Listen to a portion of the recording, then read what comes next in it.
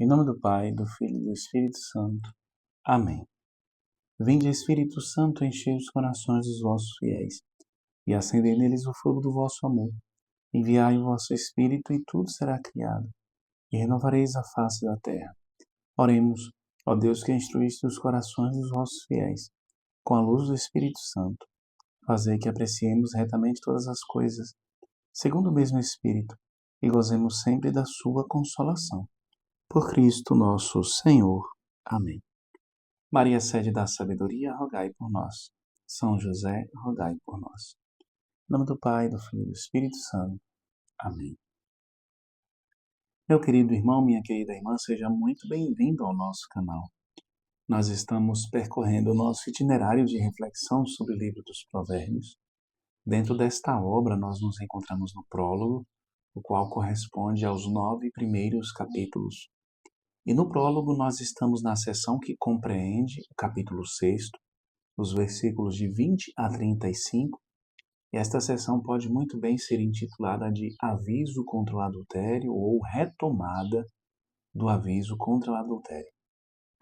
Hoje, nessa ocasião especial em que nós celebramos a solenidade da Assunção da Virgem Maria, o Senhor nos convida a meditar em um versículo que, de um certo modo, está relacionado com a mensagem principal, com a realidade a qual Deus está nos convidando a entrar, a fazer parte nesta solenidade. Vamos meditar Provérbios, capítulo 6, versículo 25, que diz assim para nós: Não cobices a sua formosura em teu coração, nem te deixes prender pelas suas pálpebras. Aqui nós estamos diante da exortação que o sábio está fazendo. O pai faz a seu filho, o sábio faz ao seu discípulo a respeito da mulher má, a respeito da língua da estrangeira, a mulher estrangeira. Observemos que aqui o autor sagrado está chamando a atenção para que aquele que o ouve, especificamente aquele que ele o trata como filho, como discípulo, não cobice a formosura da estrangeira, da mulher má, não cobiçar no coração e não se deixar prender pelo olhar, pelas pálpebras desta mesma mulher. Aqui a Escritura, ela vai mais fundo. Não basta evitar a aproximação física ou a sedução das palavras. É preciso guardar o coração onde nascem os desejos. Nós já falamos aqui a respeito da guarda do coração. Nós já falamos que nós precisamos constantemente. Inclusive, já falamos porque já houve versículo que falava a respeito da guarda do coração. E, inclusive, era um versículo que nos recomendava a guardar o coração. Guardar o coração, o lugar onde nascem os desejos, onde nascem os nossos propósitos, onde nós planejamos, inclusive, a execução dos nossos desejos. Guardar o coração é ter sempre o olhar vigilante e atento para os próprios sentimentos, para as próprias paixões que brotam do coração e poder apresentá-las a Deus e lutar para extirpar pela graça divina e com o seu esforço, com o seu sacrifício, extirpar aquilo que não está condizendo com o olhar de Deus. Não se supor superior ao que realmente é, nem também se subestimar. Não se ver como alguém que pode e que deve estar exposto a qualquer tipo de tentação, porque certamente irá vencer, e nem também se ver como aquele que já está condenado porque não consegue vencer nenhuma batalha, nenhuma tentação. A vigilância para poder fazer com que os sentimentos possam ser moldados de acordo com a graça de Deus, com os sentimentos do Senhor. Aos poucos, os nossos sentimentos, dia após dia, os nossos sentimentos serem transformados em sentimentos que agradam a Deus. Sentimentos estes que são guiados pela razão prática. Portanto, nós precisamos, para que nós não nos deixemos ser atraídos pela formosura da mulher estrangeira, da mulher má, da mulher adúltera, para que não cobicemos a sua formosura em nosso coração precisa estar inteiramente voltado para o Senhor. Ainda que os nossos olhos vejam a formosura, vejam a beleza de tal mulher.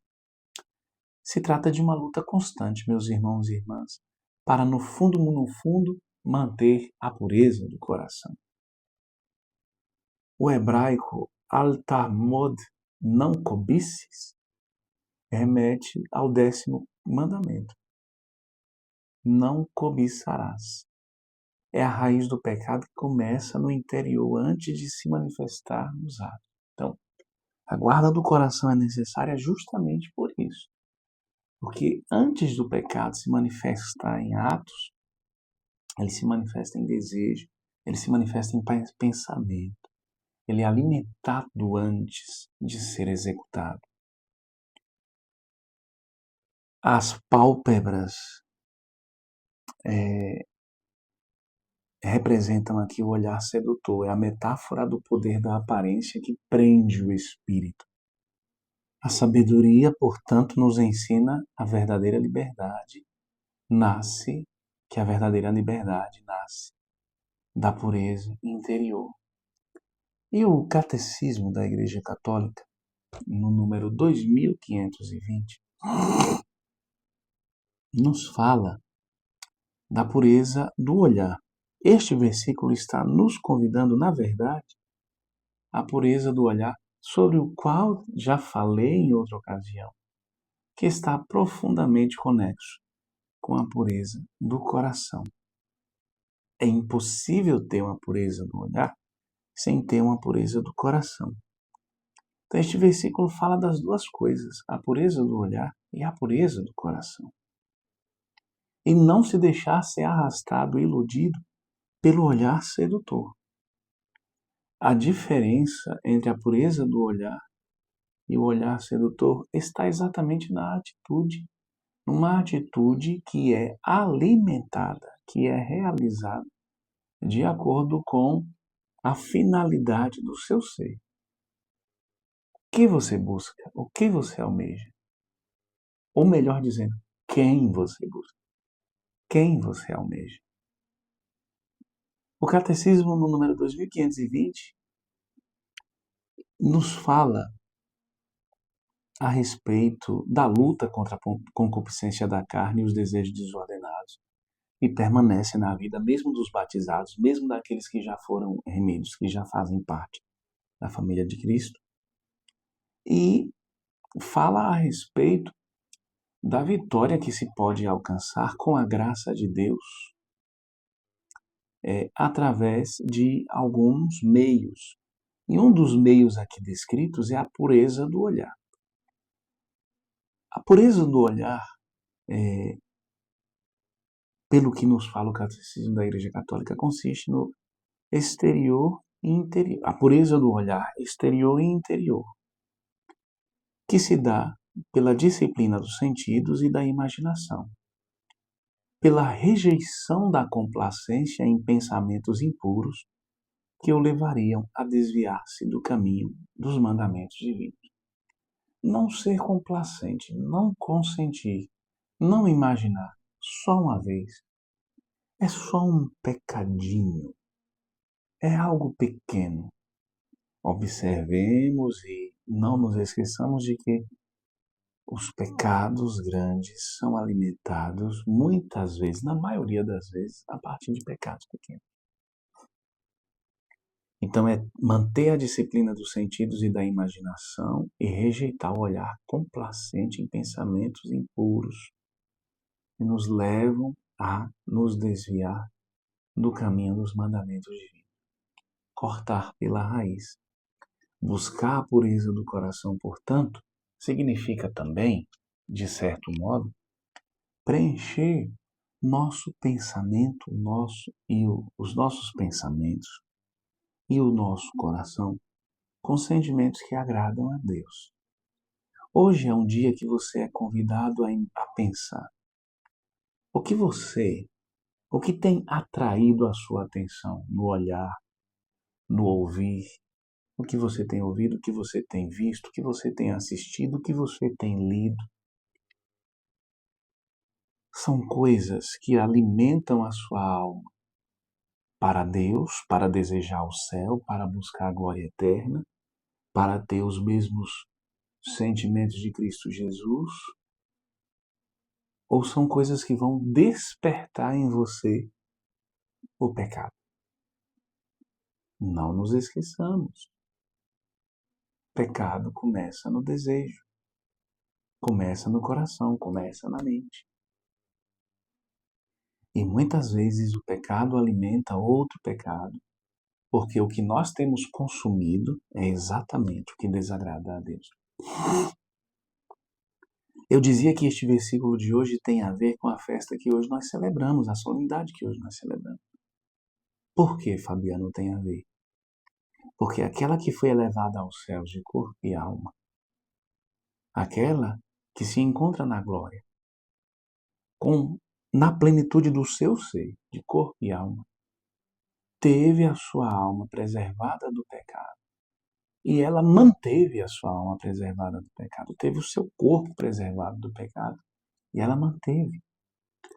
Agora, Fabiano, como que a Virgem Maria, agora, tendo como prêmio a pátria celeste de corpo e alma, sendo totalmente semelhante ao seu filho Jesus, é uma festa da esperança também, uma solenidade da esperança, porque nos aponta qual é o nosso destino final. O desejo de Deus para todos nós é exatamente que nós possamos um dia estar na glória celeste, de corpo e alma, livres, preservados do pecado, purificados. A carta de São Paulo aos Efésios nos fala que Deus nos criou para que nós possamos ser santos e imaculados em seu amor. Ele nos predestinou desde toda a eternidade para isso. E Maria consiste nas primícias dos frutos da obra da redenção, da salvação realizada por Cristo Jesus. Observemos como que Maria manteve-se preservada do pecado, imune ao pecado. O Evangelho nos mostra como. O Evangelho nos indica qual era a atitude de Maria. Meditar em seu coração os acontecimentos salvíficos.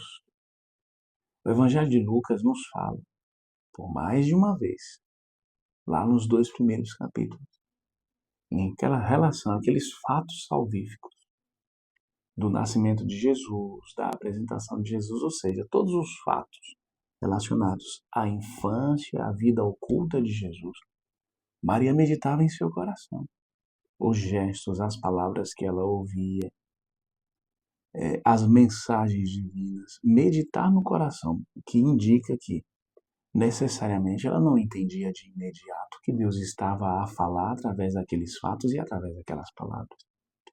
Meditar é exatamente retornar naquilo que Deus está falando e manter-se unida ao que Deus falou.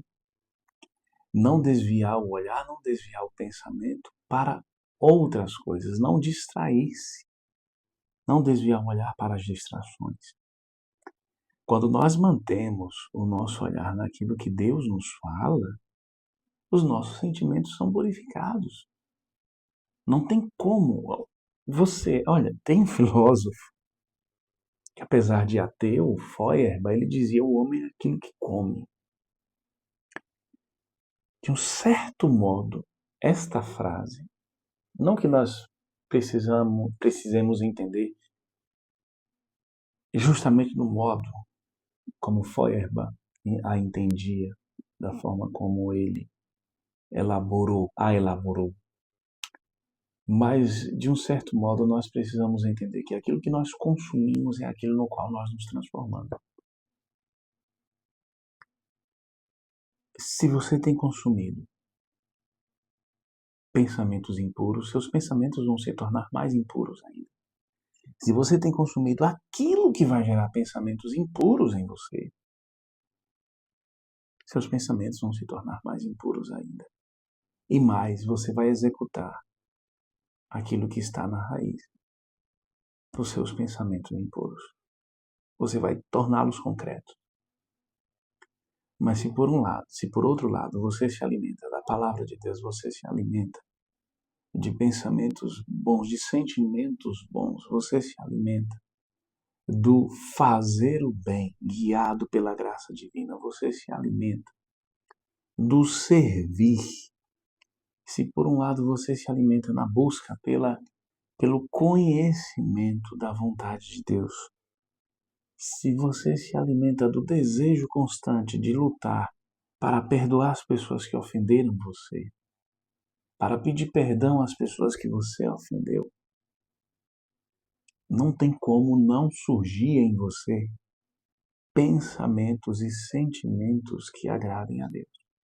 Pensamentos santos, porque a graça de Deus vai estar disponibilizando para você os meios necessários para tal, e você vai estar nesta luta constante, colaborando com a graça de Deus.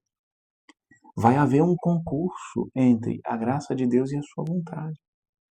E as duas forças vão operar juntas, vão realizar juntas, a favor da sua santificação. Ter a mesma atitude da Virgem Maria, meditar no coração os fatos, os acontecimentos, as palavras divinas. É isto. E Deus nos fala de tanto modo. Buscar com todas as forças realizar aquilo que o agrada. Que o Senhor nos ajude para que nós não nos deixemos ser enredados, ser atraídos por aquilo que nos afasta de Deus, mas que nós possamos, com o nosso coração sincero, buscar sempre nos deixar ser atraídos pelo que nos une ao Senhor. A exemplo da bem-aventurada Virgem Maria, que hoje na glória celeste contempla o Senhor nosso Deus, o Senhor unitrino. Louvado seja nosso Senhor Jesus Cristo, para sempre seja louvado. Fique na paz do Senhor.